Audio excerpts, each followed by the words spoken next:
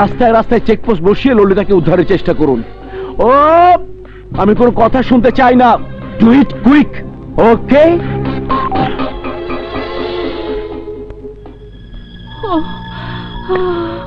মামি তুমি কোনো চিন্তাই করবে না, সম্ভাব্য সমস্ত ম্যান পাওয়ার আমরা মাঠে নামিয়ে দিয়েছি। ললিতাকে আমি খুঁজে বের করবই। ওই ছোট লোকের বাচ্চাটা আমার আদরের মেয়েটা না জানি কি অবস্থা করেছে। ইমরান, আমি যত দ্রুত সম্ভব আমার মেয়েকে চাই। I want Lalita. Of course mom. Lalita mom, তোর কিছু হয়নি তো মা? ওই ছোট লোকটা তোকে কোথায় নিয়ে গিয়েছিল বল মা? সম্পূর্ণ একটা নতুন জায়গায়, বলতে পারো আমার চেনা জানার বাইরে একটা নতুন পৃথিবী। তুই সব কি আবল তাবল বলছিস? মোটেও আবল তাবল বলছি না সোমা, যা সত্যি তাই বলছি। মম, ওই রিকশাওয়ালার বিরুদ্ধে আমার কোনো অভিযোগ নেই। অভিযোগ নেই মানে? আমার 50,000 টাকার চেক নষ্ট করেছে, আমার লক্ষ টাকার অ্যারেঞ্জমেন্ট নষ্ট করে দিয়েছে, আমার লোকজনদের পেটিয়ে তোমাকে তোমার জন্মদিনের অনুষ্ঠান থেকে তুলে নিয়ে গেছে, আর তুমি বলছো কোনো অভিযোগ নেই? ওর জায়গায় তুমি হলে আমাকে খুন করে ফেলতে, সেই তুলনায় ও তো ফেরেশতা। টাকাটা তুমি আমার কাছ থেকে নিয়ে নিও। ইমরান, তুমি কোন পীর দরবেশকে খবর দাও, নিশ্চয়ই ওই ছোট লোকটা আমার মেয়েকে তুলে নিয়ে গিয়ে তাবিজ কবজ করেছে। তাবিজ কবজ করেনি মম, শুধু আমার চোখের সামনে থেকে ধন সম্পদ আর প্রাচুর্যের পর্দাটা সরিয়ে দিয়েছে। আমাকেও বুঝিয়ে দিয়েছে মানুষ কি, বুঝিয়েছে বেঁচে থাকা কাকে বলে। বুঝতে পেরেছি, ওর গায়ে ওই নোংরা বস্তির বাতাস লেগেছে। না মম, ওই বস্তির বাতাস বরং আমাকে সুস্থ করেছে। তোমার চিন্তা ধারণায় যেটা নোংরা বস্তি বলে মনে হচ্ছে, কিন্তু আমার চোখে সেটা নতুন পৃথিবী। তুমি বিশ্বাস করো মম, ওই নতুন পৃথিবীতে কিছু ছোট ছোট মুখের সাথে পরিচিত হলাম। তাদের মধ্যে একটা অদ্ভুত ভালোবাসা দেখলাম, যে ভালোবাসায় কোনো কৃত্রিমতা নেই। সে এক হৃদয় উজাড় করা ভালোবাসার সেতু বন্ধন। মম, ওই সামান্য একজন রিকশাওয়ালা আমার মধ্যে এমন একটা নতুন উপলব্ধির জন্ম দেবে তা আমি ভাবতেও পারিনি। এই ললিতা সেই উপলব্ধির জন্য রাজুর কাছে সারা জীবন কৃতজ্ঞ থাকবে মম। ইমরান, মামি, ললিতার কথার কোনো মানে তুমি বুঝতে পেরেছো? যতটুকু বুঝতে পেরেছি তাতে আমার ভয় হচ্ছে ইমরান। আমার মনে হচ্ছে ওর এই কৃতজ্ঞতা যে কোনো মুহূর্তে ওই রাজুর প্রতি দুর্বল করে ফেলবে। ওই রাজু যে কোনো মুহূর্তে ওর বন্ধু হয়ে যেতে পারে। Impossible, simply impossible. তুমি কোনো চিন্তা করবে না। আচ্ছা,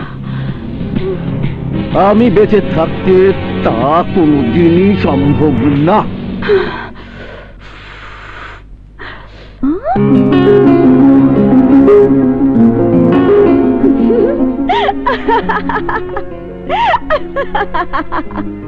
আরে একটা রিক্সা কেন, গ্যারেজে সবগুলা রিক্সা ভাইঙ্গা ফালাইলেও আমি তোমারে কিছু কমু না। তোমার জন্য 7 খুন মাপ না, 3 সাথে 21 খুন মাপ। যাও, এখান থেকে একটা নতুন রিক্সা নিয়ে যাও। যাও যাও।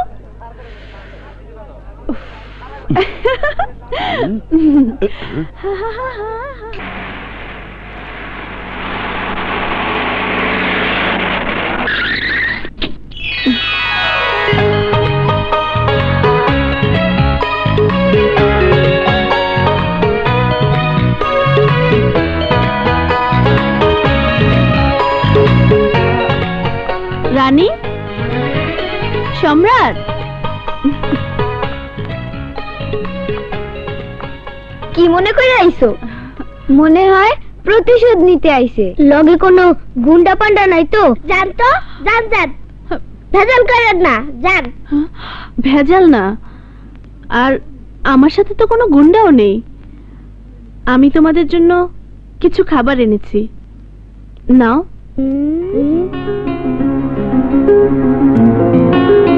বিশ্বাস করো, কোনো এটু খাবার আনেনি। যদি খাবারগুলো খাও তাহলে আমি মনে করব তোমার ছেলের সাথে যে অন্যায় ব্যবহার করেছিলাম তার জন্য আমাকে ক্ষমা করে দিয়েছো। নাও। এইটারে কি কমু? দয়া করুণা না অন্য কিছু? ভালোবাসাও তো ভাবতে পারো। অসম্ভব। কোন বড় লোকের মাইয়া এক রাইতে গরিবের প্রতি ভালোবাসা দেখায় বদলায় যাইতে পারে, এইসব আমি বিশ্বাস করি না। কেন বিশ্বাস করো না? রাতের পর যদি সকাল আসতে পারে, বৃষ্টির পর যদি রোদ উঠতে পারে, মেঘের আড়াল থেকে যদি চাঁদ বেরিয়ে আসতে পারে, তাহলে আমি কেন কালকের আমি থেকে আজকের আমি হতে পারবো না? কেন আমি তোমাদের বন্ধু হতে পারবো না? এই জন্য পারমু না, তেলে আর পানিতে যেমন মেশে না, তেমনি ধনী আর গরিবের বন্ধুত্ব হয় না। ধনী আর গরিবের বন্ধুত্ব না হলেও মানুষে মানুষে তো বন্ধুত্ব হয়। এই মুহূর্তে না হয় আমাকে মানুষ মনে করে মানুষ হিসেবেই বন্ধুত্ব করলে। একদম সত্য কথা। আর এই বন্ধুত্বের হাত দুইটা আমি নিজেই মিলাইয়া দিমু। এই ধর তো।